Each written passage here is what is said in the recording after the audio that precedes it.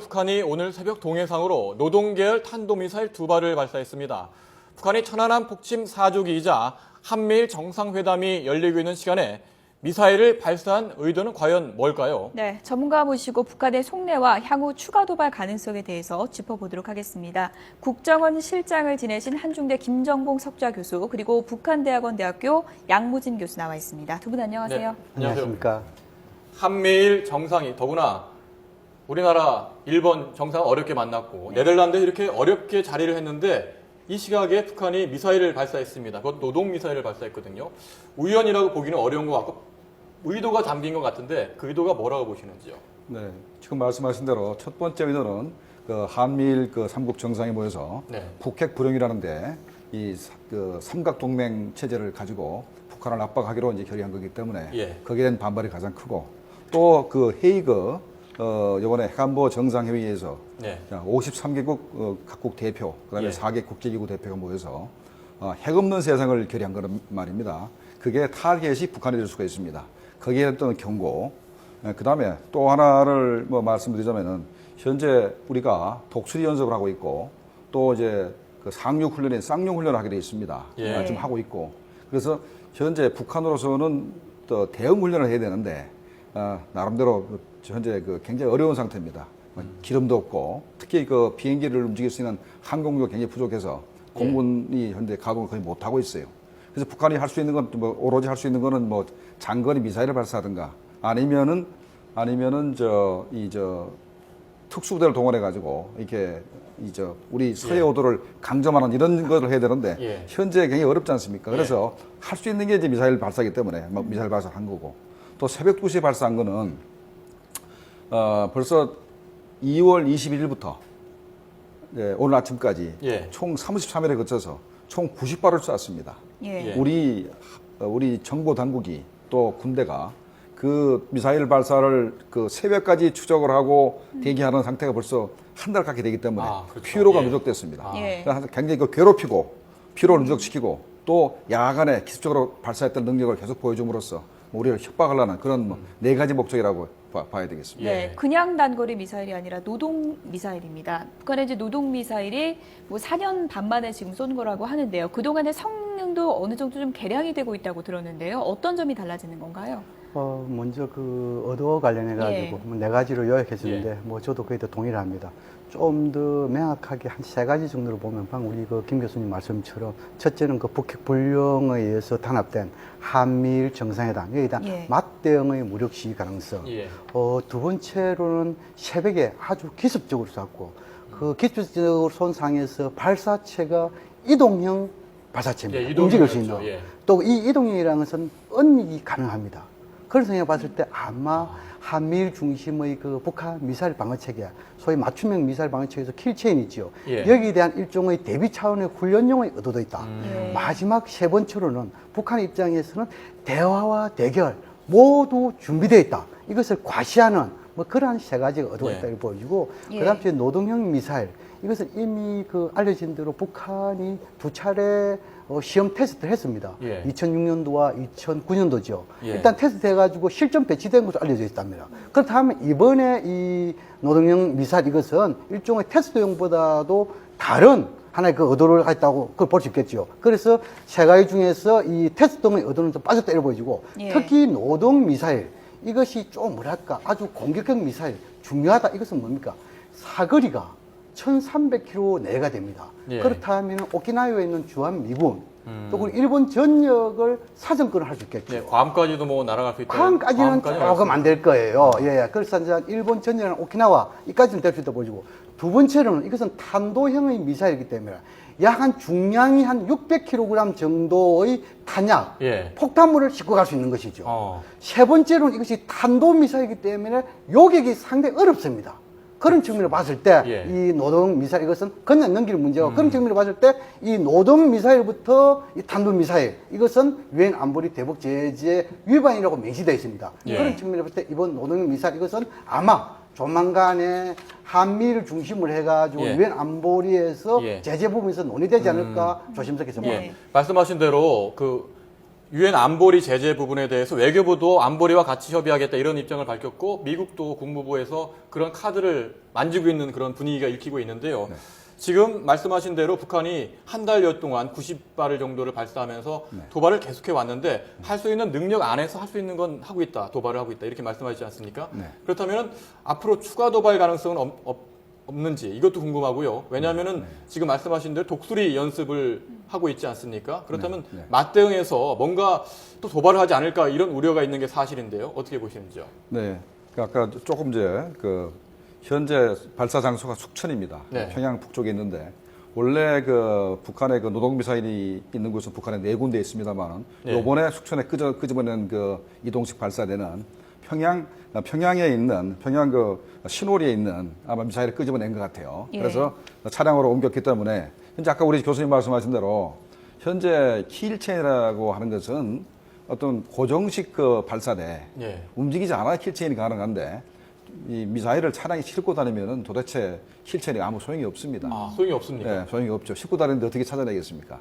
그러니까 그런 측면에서 상당히 위협적인 그런 발사였고 예. 더군다나 이제 탄두 크기가 한 700kg에서 1톤까지도 치를 수 있습니다. 왜 자꾸 얘기가 좀 달라지냐면은 탄두를 크게 하면은 사거리가 줄어들고 예. 탄두를 작게 하면 멀리 가기 때문에 예. 예, 만약에 1톤 실으면 한 900km밖에 못 갑니다. 700km짜리 실으면 한 1300km 가고요. 예. 그래서 현재 북한이 만약에 핵무기를 소형화 경량화 했다면 이 노동미사일에 실을 수 있다고 보고 그 미사일을 가지고 현재 숙천에서 평안남도에서 일본 방향으로 쐈습니다. 그러면 이것은 만약에 핵탄두를 실으면은 일본을 공격을 해서 제트배를 만들 수 있다. 아, 일본이 사정권 안에 들어가 네. 있다. 이런 협박의 의미이기 때문에 예. 현재 한미일 삼국에서는 현재 가만히 있을 수 없는 그런 상황이고 예. 그다음에 추가적인 도발은 예. 현재 북한의 군 상황이 굉장히 열악합니다. 예, 현재 어지간하면은 우리가 독수리 연습을 하게 되면은 북한이 예. 대응 훈련을 하는데 대응 훈련을 거의 못 하고 현재 북한이 하는 게 현재 미사일 발사밖에 못 하고 있어요. 공군기도 거의 못 뛰고 있지 않습니까? 예. 이거는 중국에서 항공유를 주지 않고 끊어버렸습니다. 결국은 유엔 제재로 인해서 예. 중국이 연료 공부를 안 하고 러시아가 미국이 부품이나 이런 첨단 부품을 공급하지 않기 때문에 현재 북한이 이 공군이나 해군 작전에 굉장히 애로사항이 많습니다.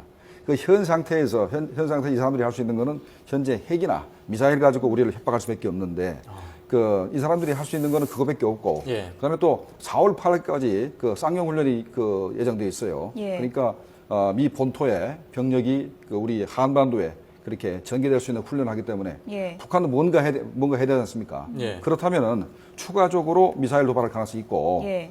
요번에는 장거리 미사일을 끄집어내 가지고 실제로 발사하고 상관없이 거다가 연료를 주입했다가 뺐다 하면서 상당히 한미 정보 당국을 괴롭히고 예. 할 수 있는 그런 가능성이 충분히 있습니다. 예. 근데 물론 이 원유라든지 이런 군사 훈련용에 대해서는 중국이 다 제공을 단절하고 뭐 이렇게 하면 북한도 상당히 지금 열악한 상황이 어렵다. 근데 이 미사일 이거에 대해서는 연료가 이런 원유 이런 것보다도 이런 고체 이 연료라는 그런 거이기 때문에 이건 좀 중국하고 좀 얼마나 관계되는 좀 두고 봐야 되고. 예. 그다음에 뭐냐면 우리 김 교수님께서 잘 지적하셨는데 평안남도 숙천군에서 예. 지금 먼저 뭡니까 동해선으로 발사했단 말입니다. 650km.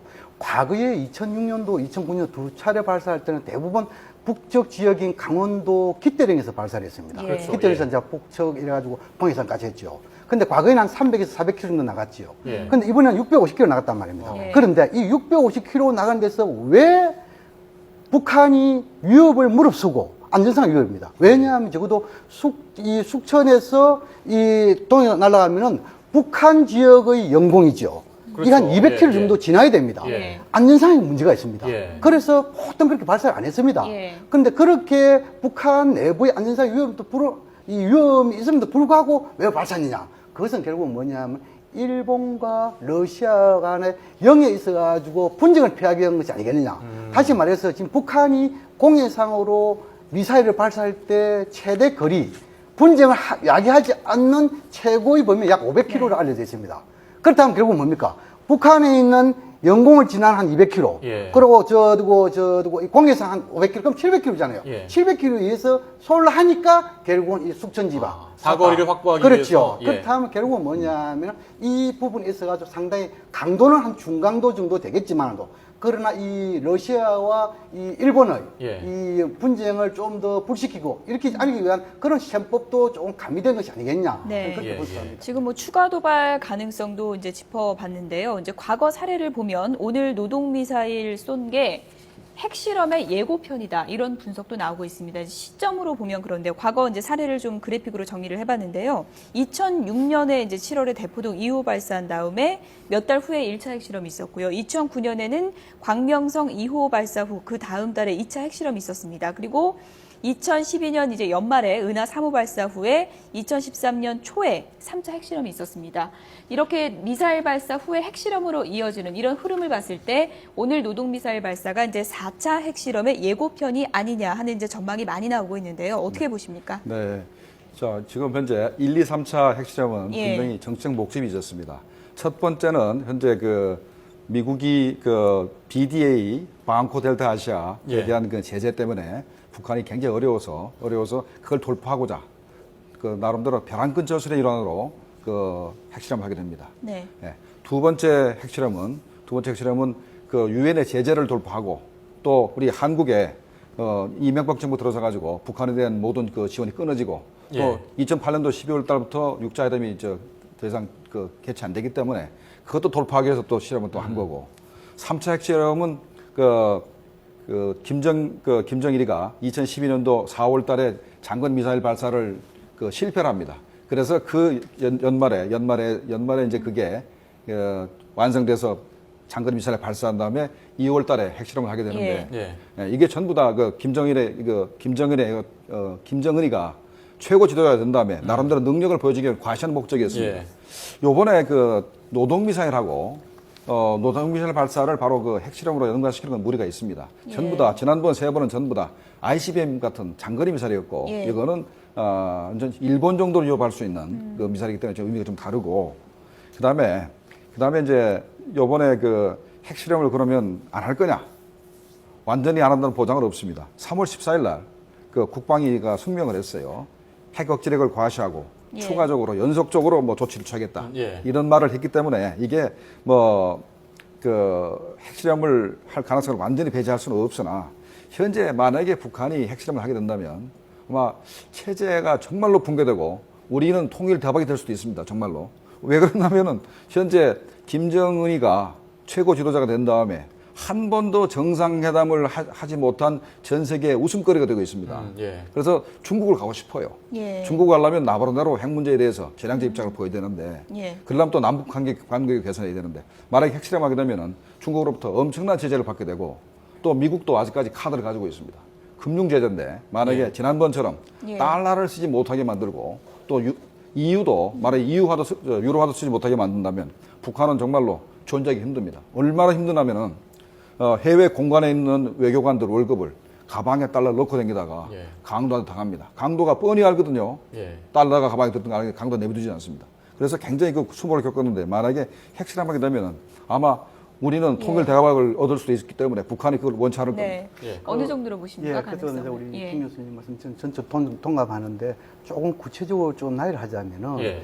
북미 관계, 북한 장거리 로켓 발사, 핵실험 이게 물론 이런 악순환의 연속이다 볼 수 있거든요. 예. 다시 구체적으로 말씀드리자면은 북미 관계가 악화된 상황에서 예. 이 악화를 타개하기 위해 가지고 북한 입장에서는 타개하기 위해서 장거리 로켓 인공위성을 포장해 쏘지요. 예. 그럼 또 인공위성 발사에 대한 유엔 안보리의 대북 제재가 나옵니다. 예. 그게 뭐 성명이든 제재 결의안이든 여기 나오면 또 북한은 여기에 대한 맞대응으로서 예. 또 핵실험을 나옵니다. 또 핵실험 나오면 또 미국하고 유엔에서 더 강력한 또 예. 유엔 나오죠. 이게 소위 말해서 악순환의 연속이었습니다. 그런데 조금 차이가 나겠습니다. 예를 들어 가지고 지금 2009년도에 보면 장거리 로켓, 2006년도 보면 장거리 로켓 발사하고 핵실험했죠. 예. 또 2009년도도 보면 똑같은 때입니다. 네. 그런데 2012년도 상황을 보면 좀 더 이 패턴이 달라지는 모습입니다. 2012년도만 이제 김정은 체제가 들어온 거 아닙니까? 예. 그럼 2구 합의에도 불구하고 북한이 인공위성을 포장해가 장거리 로켓을 발사합니다. 4월 달이지요. 그런데 12월 달에 또 뭡니까? 발사를 합니다. 예. 그럼 한 해에 두 번, 그 중간에 핵실험 하지 않고 똑같은 걸 발사하거든요. 그러면서 이제 뭡니까? 2012년도 12월 달에 발사하고 2013년 작년도지요. 예. 2월 달에 예. 핵실험 하잖아요. 예. 그런 측면을 봤을 때 아마 북한이 앞으로 이런 장거리 로켓을 발사하던 핵실험을 하는 것은 북미 관계가 어떻게 돌아가느냐. 다시 말해서 미국의 대북 압박 제재, 우리 김 교수님 말씀처럼 미국이 압박 제재 더욱더 고삐를 주고 네. 또 유엔 안보리를 통해 가지고 금융이라든지 이런 강력한 제재의 강도가 높아지면 거기에 높아진 강도에 따라 가지고 북한 또 대응의 수위가 조절될 것이다. 그렇다면 아마 1단계로서는 막바로 핵실험하는 것보다도 예. 1단계로서는 지금 이제 UEP 있죠. 무기급 농축 우라늄 프로그램. 이것을 갖다 공개적으로 활동하겠다. 예. 공개적인 선언하는 거. 이래도 불구하고 대북 압박 제재가 지속된다. 그럼 2단계로 아마 위성을 포장한 로켓 발사. 예. 이러면서 불구하고 또 계속 악화됐다. 그러면 예. 마지막 3단계에서 최후 수단으로서 핵실험을 가지 않겠냐. 이렇게 예. 보이고. 이것은 단순한 게 북미 관계의 선상에서 보는 겁니다. 또 예. 과거의 경험상을 보는 거고. 그러나 북한의 도발 행태에 있어 가지고 대남 도발은 좀 다릅니다.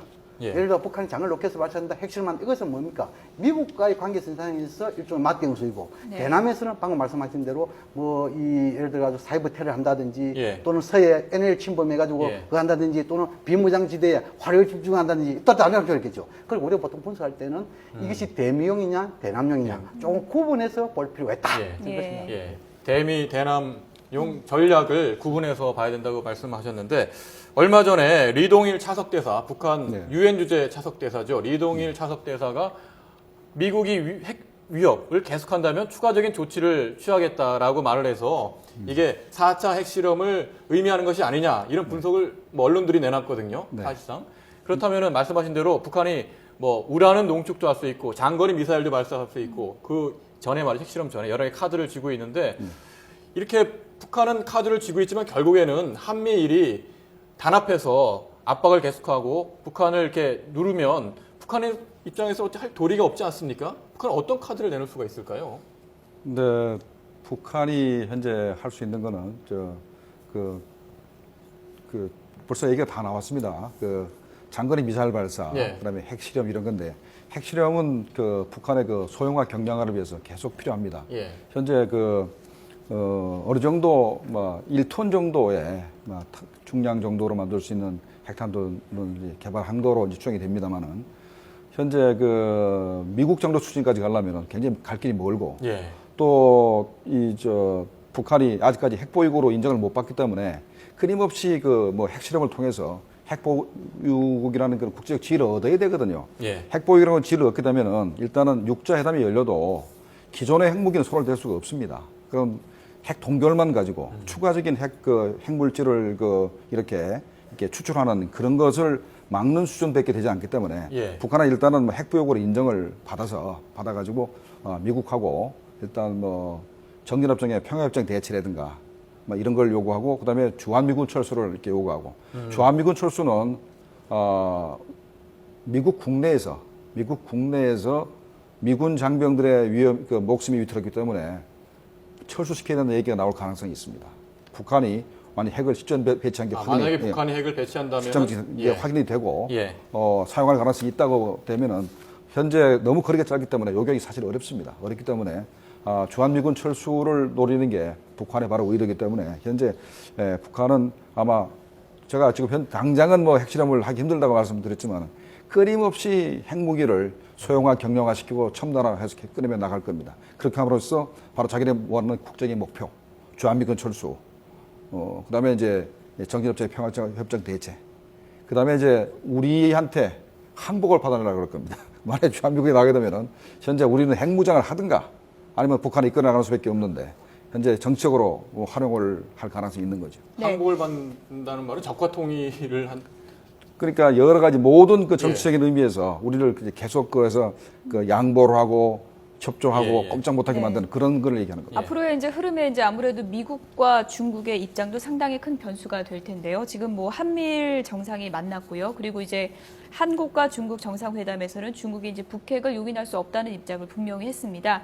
또 삼국 정상회의에서는 뭐 육자회담 필요성도 또 제기가 됐는데요. 앞으로의 흐름은 어떻게 보십니까? 북한이 어떻게 받아들일까요? 이 그렇죠. 지금 결과들을. 이제 뭐 방금 말씀대로 북한이 그 이 노동 미사일 발사한 것은 한미일 정상회담에다 맞대응의 무력시위다 했잖아요.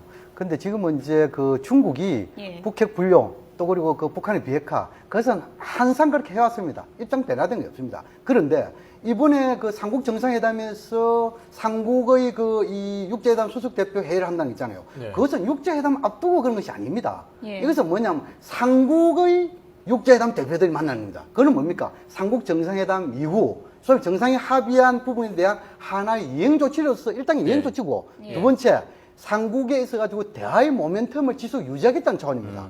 세 번째로는 중국과 북한에게 예. 이 삼국이 공조를 잘하고 있다는 하나의 예. 그걸 보여주는 겁니다. 예. 그렇기 때문에 이게 삼국의 육자회담 수석대표 모이게 해가지고 곧 육자회담 제대로 될 것이다. 저는 그렇게 분석하지 않습니다. 예. 오히려 삼국이 공조를 확실하면서 북한의 서전 조치를 더욱더 강하게 압박할 수도 있습니다. 그렇기 때문에 이런 부분에 대해서 우리가 잘해야 되는데 그러나 어떻든 간에 지금은 이제 육자회담 의장국인 중국이 예. 상당히 지금 육자회담 재가를 위해서 발빠르게 움직이고 있다. 그 사례가 최근에 우다위 대표가 북한을 방문하지 않았습니까? 예. 또 그리고 지금 이제 북한의 최선희 차석 대표 또 중국을 방문했다는 이야기 흘러나오십니다. 어떻든 간에 지금 문제는 뭡니까? 북한이 대화 대결 모두 준비되어 있다는 것을 보여주고 있지만도 아직까지는 북미 대화, 남북 대화 여기에 대한 의지를 버리지 않고 있다. 그런 측면에 봤을 때 가장 중요한 것은 우리의 포지션, 우리의 전략입니다. 그렇다면 북핵 문제도 해결하고 대화의 문제를 통한 해결이죠. 예. 남북에 발전하고 이래 하려면 적어도 우리의 위치가 있어야 됩니다. 그럼 우리의 위치를 갖기 위해서는 남북 대화가 가장 기본입니다. 남북 대화가 돼야만이 예. 북한도 설득할 수 있고 미국도 설득할 수 네. 있습니다. 그런 측면을 봤을 때 지금 이제 우리는 북한의 비핵화를 위해서 남북 당국 간의 대화, 민간거래 교류 협력 그리고 국제적인 지지를 이끌기 위한 대통령의 이 뭔가 순방 애교 예. 이것이 중요하다고 예. 생각합니다. 예. 그 대화를 하려면 상대도 중요한데 최근 뭐 들리는 말에 따르면 북한 김정은 위원장이 2015년도에 네. 뭐 한반도에서 전쟁 일어날 수 있다 이런 말을 했다고 전해졌어요. 네네. 좀 뭐 한반도에서 무력 충돌이 일어날 수 있다. 통일 대전을 위해 전략 물자를 최대한 마련해라. 뭐 이런 지시를 했다는 말이 전해졌는데 실제로 가능성이 있다고 보시는지요? 네, 일단은 김정일에서 김정은으로 이제 권력 그 최고 수장이 바뀌었지 않습니까? 네. 그래서 그 말이 나오는 것이 2012년도 8월 달입니다. 조선중앙통신에 그 보도가 됐고 네. 그때 그 정확한 표현은 통일대업 성취를 위한 전면적 반공격적 이행 명령을 전군에 하달한다.